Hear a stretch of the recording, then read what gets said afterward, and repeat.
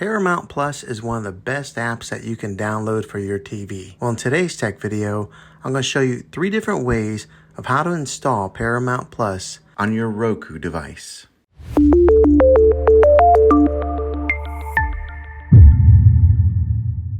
It can be really frustrating if you want to watch some of the great content that is on Paramount Plus and you find that your TV is unable to download it. If your TV is an older model of smart TV, then it could prevent you from downloading this app.